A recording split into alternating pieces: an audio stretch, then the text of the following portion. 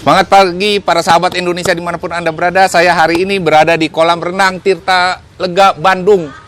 Saya bertemu dengan tim polo air Jawa Barat yang di PON Papua kemarin mencetak sejarah mendapatkan emas di cabang polo air. Saya perkenalkan Kak Otep sebagai sebagai pelatih. Halo, sebagai pelatih. Kak Otep sebagai pelatih tim polo air Jawa Barat dan Kak Jainal sebagai kapten dari Jawa Barat. Wah, sebagai kapten tim Jawa Barat ya. Para sahabat, jika Anda belum tahu polo air, saya akan berbincang-bincang dengan Kak Otep dan Kak Jainal supaya Anda tahu nih polo air. Ini terutama bagi warga Jawa Barat.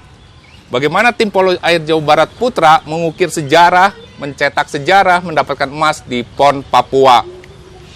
Ya, Kak Otep dan Kak Jainal, kita ngobrol-ngobrol nih ya. Ya, boleh. Nah, waktu itu bagaimana persiapan tim polo air Jawa Barat ya, latihannya menjelang PON. Waktu itu kan ketika ada PON kan nggak langsung ikut ya, ada pra-PON, ada Betul. Nah, bagaimana perjalanan dari pra-PON itu menuju ke PON? Saya ceritakan singkat ya. Dimulainya waktu pra-PON itu tahun 2019. Oh, pra-PONnya 2019 ya, karena dulu rencananya PON tahun 2020 ya. Betul. Rencana PON 2020 karena ada pandemi jadinya diundur. Ya. Nah, kebetulan pra-PON 2019 itu timnya hampir tidak beda jauh dengan tim yang kemarin ikut PON. Cuman ada beberapa 1-2 orang lah yang pergantian pemain sama kiper. Di 2019 itu target kita sama dari awal pun, dari semenjak 2016 sampai ke sini. Target kita tetap emas gitu ya, emas putra putri. Tapi pas pra-PON kemarin memang belum terrealisasi untuk kita menjadi juara. Justru kebalik. Jadi yang tim putra itu pra-PONnya perak, putrinya emas. Begitu terlaksananya, alhamdulillahnya yang putranya emas, yang putrinya perak. Ya, betul. Luar biasa nih ya. Nah, latihannya bagaimana tuh? Apakah menjelang PON porsi latihannya ditingkatkan atau sama aja?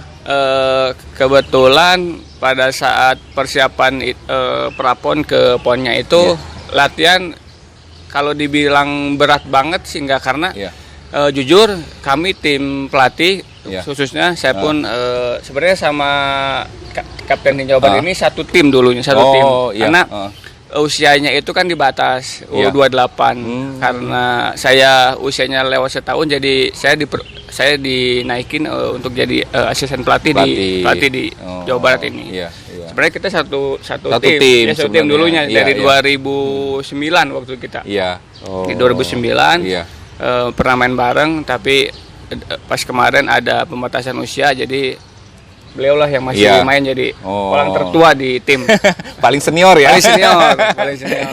Betul. Iya. Jadi persiapannya kemarin jujur sangat berat sekali, karena ya itu salah satunya pandemi pada saat di 2020 itu yang memang lagi tinggi-tingginya banget. Jujur saya pun tim saya itu banyak yang kena di sini, banyak yang kena. Jadi persiapannya itu fluktuatif. Jadi kadang intensitasnya tinggi, terus banyak yang kena, sampai sempat mau diliburin, latihan cuma 3-4-5 orang, akhirnya turun lagi intensitasnya. Jadi memang sangat-sangat unik sekali lah kemarin. Karena kondisi juga ya. Karena kondisi, betul.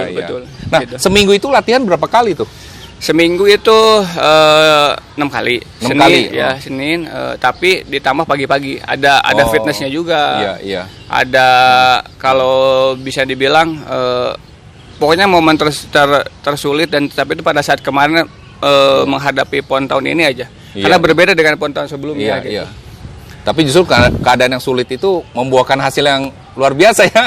Ya, itu dia ikhtiar kita. Ikhtiarnya.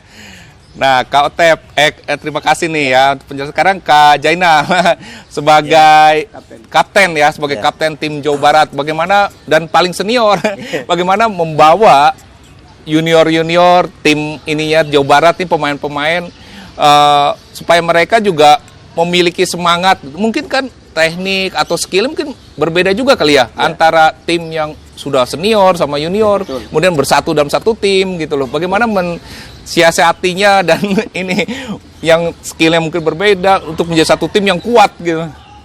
Mungkin kalau mencari pengalaman dulu lah ya. Iya, pengalaman. Dari pertama ikut PON kan 2012 bareng sama. Udah berapa kali? Jadi 2012, 16, sama terakhir kemarin ya, 3 kali PON ya. Lahir. Iya, 3 kali PON. 2012 emang waktu dulu tuh tim tuh emang seadanya ya lah ya. Iya. Sama ada senior sekarang jadi pelatih sama yang cewek pernah setim sama kita. Terus kelihatan pincangnya kayak gimana. Terus 2016 ada pemain luar juga kan. Ada berapa orang. Kita pemain tim inti bagus, tapi pas tim intinya capek gimana diganti sama cadangan. Pincang gitu. Nah, pengalaman dari itu saya belajar 2017 lah masuk tim nasional saya. 2017 tuh sama pelatih Serbia. Tapi kalau masuk pelatnas itu dari 2011 saya. 2011. Berarti waktu masuk tim nasional di 2013. 2011. Ini apa? Saya kecoret yang masuk pelatih saya yang head shoot yang kemarin PON. Dia kan bekas kapten SEA Games juga. Waktu 2013 masuk 2017 sama pelatih Serbia. Nah, di situ dilatih gimana cara main polo air, terus gimana cara menghadapi anak-anak. Kan biasanya banyak yang complang nggak ada kubu ini kan. Nah, dia bisa mempersatukan atlet sampai berhasil kemarin SEA Games Filipina dapat emas. Iya, luar biasa. Alhamdulillah rezeki. Sama emang tim emang itu solid. Nah, sama saya diterapkan dari buat PON yang kemarin di Papua itu diterapkan ke anak-anak. Gimana nih anak-anak biar nggak complang kayak 2016. Dan solid ya. Dan solid meskipun gak lihat junior senior semua sama. Kayak gimana saya terapin, ngobrol gimana. Kalau main sama senior jangan takut. Kalau kena pukul wajar polo air. Kalau mau balas aja gitu. Tapi jangan sampai patah ke muka kayak gitu. Terus ngobrol bareng-bareng, mau apa bareng-bareng.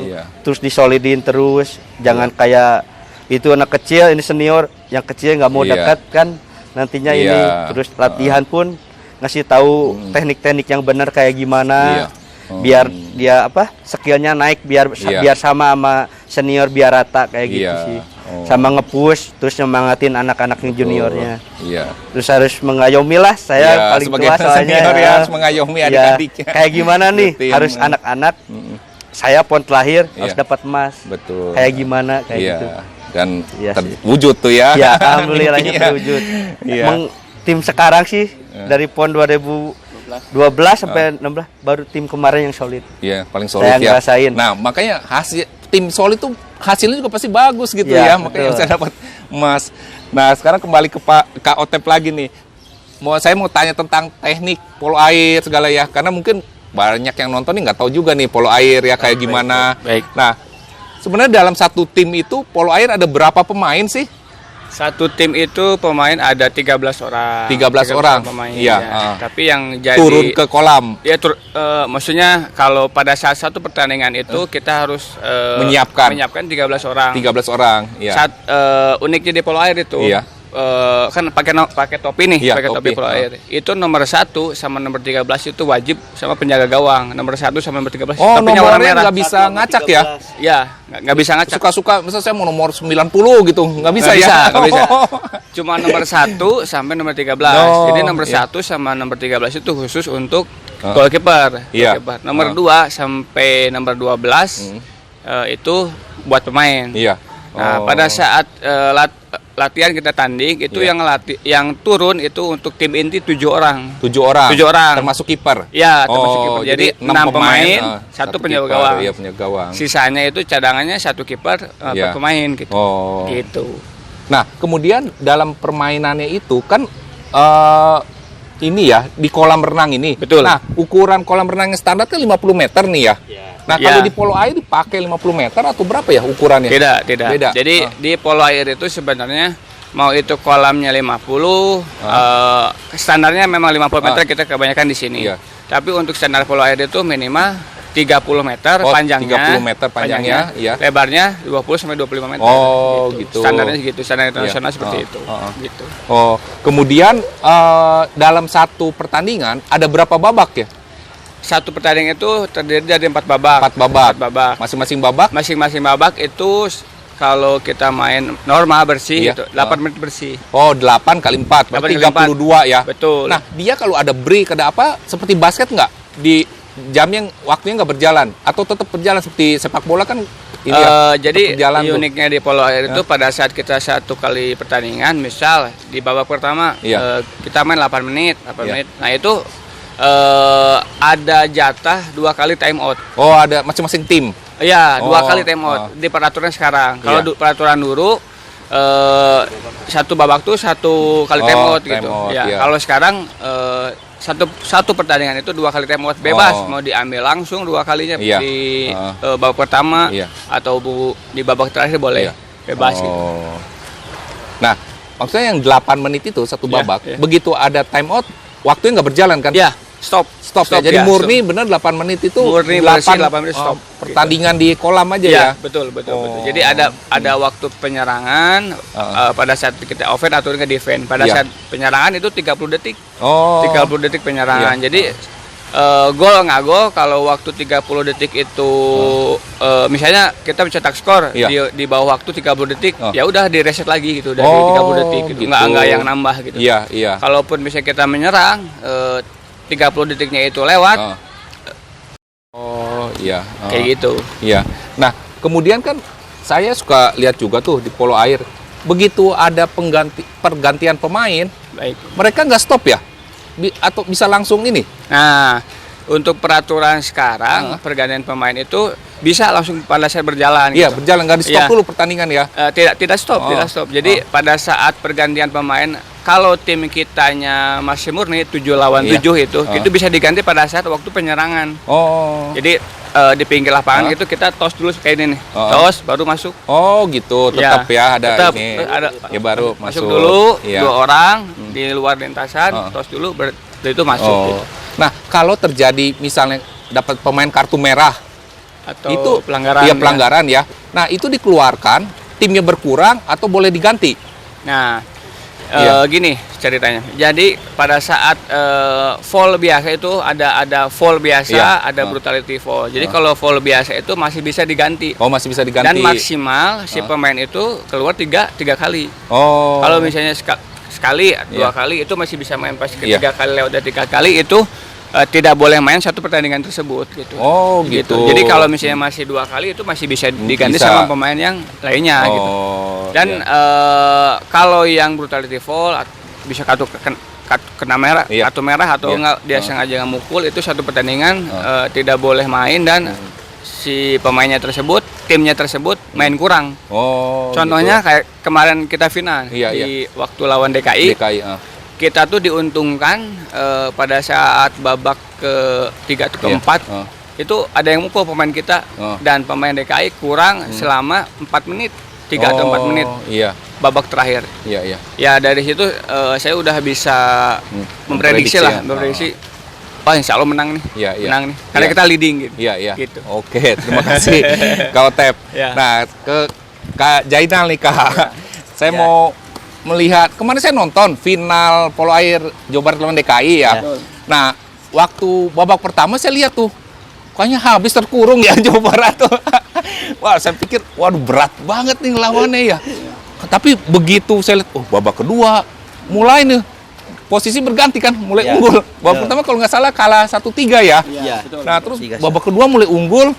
Babak ketiga, wah makin jauh. Babak keempat udahlah, ini udah nggak akan kekejar nih saya lihat. Nah, kira-kira apa yang terjadi di lapangan waktu itu kan? Saya sebagai penonton kan cuma lihat aja nih. Ya, nah pemainnya merasakan itu bagaimana ya kondisi saat itu, kok bisa dalam keadaan terkurung ya babak pertama terus bisa bangkit berbalik malah jadi juara. Bagaimana tuh sebenarnya kondisi di lapangan saat itu tuh? Ya kalau kondisi sih, kalau emang pasti kaget ya. Jadi tapi saya ngelihat anak-anak, saya di situ sebagai kapten. harus kayak gimana, jadi harus bisa nenangin anak-anak, nyemangatin. Ayo nggak apa-apa, kita main tuh bukan satu babak, tapi kita 4 babak mainnya. Kalau satu babak kita kalah, ayo lakuin babak kedua, kita bisa menang. Lakuin terus, nyemangatin anak-anak, dikasih tahu, biarin kegolan juga, karena kita sebelum kita pergi, kita briefing tanpa pelatih, kita ngobrol sama anak-anak, saya ngejelasin, pokoknya mah kita final. Gak usah ada pikiran apa-apa. Kita mah main seneng lah, bebas lah mainnya, jangan ada tegang. Jangan ada beban gitu ya. Kalau ada beban sih tiap orang tegang, semua sama lah ya. Pasti punya. Tapi kita harus bisa nyemangatin anak itu biar mainnya lepas, biar enjoy lah mainnya intinya. Kayak gitu kegolan kita nggak usah mikirin, alah kaget. Pasti kita kalau ketemu DKI pasti kayak weh DKI kan dia udah berapa kali emas kan, kita ketemu dia kalah terus, makanya kemarin nyemangatin anak, ayo kita ambil sekarang, kita mau menang, alhamdulillah, kalau kalah ya udah kita bukan rezekinya, ayo main bagus, tiap kegolan, ayo semangat, saya teriak gitu terus. Ada yang kemarin ada kepukul juga, saya marahin, ngapain dimarahin, balik ngapain, udah menang, udah ngapain emosi kan, main polo emang keras, tapi kalau yang belum pernah main polo ngelihat emang serem. Tapi kalau kata atlet polo air biasa lah ya. Happy, malah capek tapi seneng, masih bisa ketawa sama teman-teman, masih bisa bercanda. Happy lah main polo air tuh. Luar biasa ya. Seneng banget seneng ya. Nah, Kak Otep nih Kak, kalau para penonton nih misalnya punya anak atau mereka sendiri mau belajar polo air gitu ya, idealnya tuh mulai umur berapa sih? Sebenarnya kalau untuk latihan polo air itu kayak berenang, karena olahraga polo air ini kan olahraga akuatik, ini sebenarnya banyak nih di polo air, renang, loncat indah, renang indah, dan salah satunya polo air ini pada saat kita ingin posisi ideal sebenarnya harus basicnya dulu harus bener, basicnya itu berenangnya dulu harus dibenerin gitu, karena kalau basicnya berenangnya itu kurang bagus, untuk dia progres naiknya tuh nggak cukup lama gitu. Jadi saran saya untuk para penggemar polo air di Jawa Barat, benerin dulu pondasi berenangnya minimal 2 gaya lah. 2 gaya. Gaya dada sama gaya bebas. Gaya bebas itu modal dasar ya. Modal dasar cukup. Untuk bermain polo air. Buat gampang. Paling gampang. Jadi untuk posisi ideal sebenarnya tidak ada. Kalau anak tersebut suka, mau usia itu berapapun, mangga gitu. Sebenarnya silakan ya. Silakan aja, karena yang namanya prestasi itu tidak dilihat dia, dia udah telat nih, udah usia ini segala macam. Enggak, kalau di kita selalu welcome usia berapapun. Karena di kita banyak usia 12 ada, 18 ada, 17, 18 ada, 20 tahun juga ada, senior juga ada. Nah, kemudian kalau mereka mau ikut nih, mereka bisa daftar di mana ya? Maksudnya apakah di Jawa Barat ini semua kabupaten kota itu punya kegiatan polo air, atau mungkin di daerah mereka nggak tahu di mana harus itu ya? Nah, yang paling itu di mana tuh bisa dapat informasi inilah? Kalau di Jawa Barat sendiri, alhamdulillahnya harusnya ada 9 ya. 9 kabupaten kota ya, tim. Salah satunya kemarin kita sudah menyelenggarakan BK Porprov untuk tahun ini.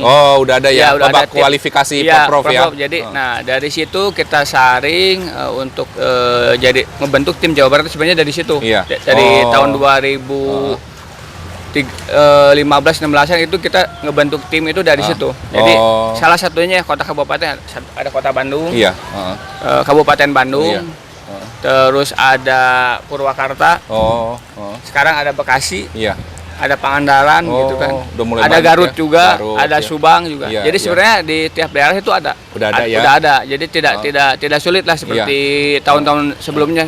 Waktu itu angkatan saya di 2011 itu 2012 memang sulit untuk mencari atlet polo air 13 itu.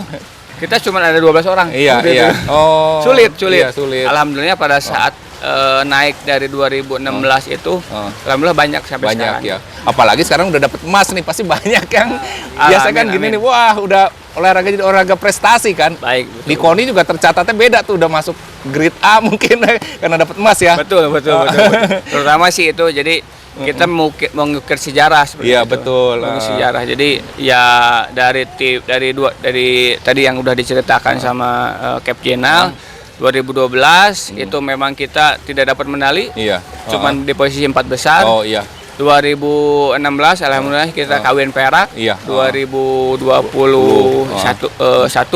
kemarin itu kita harusnya targetnya kawin emas, tapi ya apa boleh buat, Iya. 1 emas 1 perak untuk tim Perak putra udah luar biasa itu ya. Alhamdulillah. Prestasi banget. yang luar biasa. Oh ya. Prestasi banget untuk kita. Nah, bagi sahabat tuh yang mau ikut terlibat di Polo Air, silakan hubungi KONI masing-masing daerah saja kali ya untuk tahu klub di mana gitu ya. Setiap klubnya ada. Klubnya ada. Nah, terakhir nih Kak Jainal, pesan-pesan Kak Jainal nih buat anak-anak muda nih. Bagaimana yang mau belajar polo air atau mau berprestasi melihat wah polo air sekarang udah bisa dapat emas di PON, kan tahu sendiri nih kalau emas di PON berapa lah bonusnya. Ya kan, luar biasa. Nah, bagaimana pesan-pesan Kak Jainal buat anak-anak muda terutama Jawa Barat nih yang di daerah-daerah lain aja nih, Iya. yang misalnya namain aja, yang misalnya pengen ikutan latihan polo air, ada di klub-klub. Kalau di Garut ada klub Jas, kalau enggak Aqualuk Garut. Kalau di Bandung ada Tita Marta, kalau enggak di sini di Tetalega PWP ya. Kalau di Subang klubnya kontak ada Paudin. ada Paudin ke sana. Terus di kabupaten juga ada ke Pamaman kalau ada yang kenal. Ke Bandung Barat ada Mas Denny yang di Batu Jajar, boleh ke situ. Banyak di daerah, tanya aja ke klub masing-masing. Kalau bisa sih tiap punya klub renang bikin klub polo airnya. Biar di Jabar seru. Luar biasa nih ya saran dari Kak Jainal, masing-masing klub harus renang punya ya. juga klub polo air. Karena kita apa? Biar kita kalau ada pertandingan ngewakili Jawa Barat, saingannya lebih banyak, Iya. lebih banyak, lebih bagus. Iya. Karena biar apa ya? Lebih banyak potensi yang Ya, tergali ya. potensinya lebih banyak lah, seru lah, jadi bersaing gitu. Nggak Iya. gampang jadinya masuk langsung ke tim Iya. Jabar gitu. Iya, luar biasa. Para Pokoknya mah sahabat, boleh kalau di Bandung mah kesini aja. Iya, Ayo kita datang ke latihan Tirtalega bareng. ya kalau di Bandung ya. Gak usah lihat main polo air itu kasar. Padahal mah senang, menyenangkan lah Iya. intinya mah. Main polo air itu menyenangkan. Nggak kasar, ditenggelamin. Iya, iya. Ya wajar karena Iya. kita berpaduan polo air tuh kayak rugby, Heeh, gulat, heeh. kayak Voli. ada renangnya juga ya. Oh, Karena iya. main polo air tuh harus keras, jangan Iya. lembek-lembek Iya. sih intinya. Itu mah. membentuk mental kita juga Ya. untuk lebih tangguh ya, Ya. dalam menghadapi kehidupan. Betul. Iya, iya. Oke, ini deh benar-benar terakhir nih Kak Otep. Sebenarnya ikut polo air ini biayanya mahal enggak sih gitu loh, kan mungkin pada mau tanya juga nih, waduh biayanya ntar jangan mahal nih gitu loh, apa aja sih yang perlu disiapkan, apakah perlu cuma celana renang aja deh atau biaya apa lagi gitu loh. Kalau untuk urusan biaya sebenarnya saya jujur ya, dulu masuk polo air itu sebenarnya tidak terlalu mahal, tidak berbiaya mahal lah ya. Tidak berbiaya mahal. Untuk seukuran olahraga polo air itu termasuk tidak mahal, karena kalau dibilang mahal ya karena olahraga kita tuh belum kayak olahraga yang kayak sepak bola. Udah inilah banyak yang masyarakat populer. Karena olahraga kita belum populer, itu bisa dibilang ya justru kalau memang berminat itu datang saja dulu. Itu urusan belakang lah kalau saya gitu. Iya.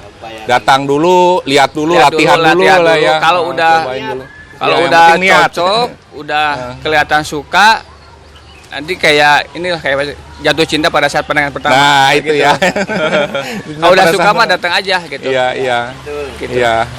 Oke, terima kasih Kak Otep, Kak Jainal, udah kita berbincang-bincang nih ya pada pagi hari ini. Para sahabat, jadi prestasi polo air Indonesia dan Jawa Barat ini luar biasa. Pertama, Jawa Barat itu bisa meraih emas di PON Papua kemarin. Kemudian tim nasional Indonesia pun meraih emas ya di SEA Games Filipina tahun 2019. Nah, jadi olahraga polo air ini sudah luar biasa prestasinya, mendapat emas di SEA Games dan mendapatkan, bagi Jawa Barat mendapatkan emas di PON. Nah, sekarang Indonesia sedang menuju ke Asian Games nanti ya persiapan ya. Iya. SEA Games sama Asian Games ya. Jadi para sahabat, silakan Anda nonton video polo air, itu nanti akan membuat Anda tertarik, terutama anak-anak muda yang energik nih, yang nggak bisa diam, mari belajar polo air ya. Itu salah satu olahraga yang cocok itu bagi anak-anak yang tidak bisa diam. Saya akan akhiri video pagi ini bersama Kak Otep dan Kak Jainal dengan semangat pagi.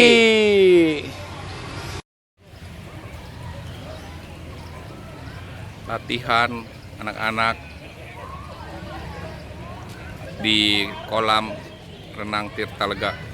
Mereka berlatih polo air. Tim-tim junior Jawa Barat. Bila Anda suka dengan video ini, silakan subscribe, like, dan berikan komen. Dan tolong share video ini agar makin banyak anak-anak muda yang bermain polo air.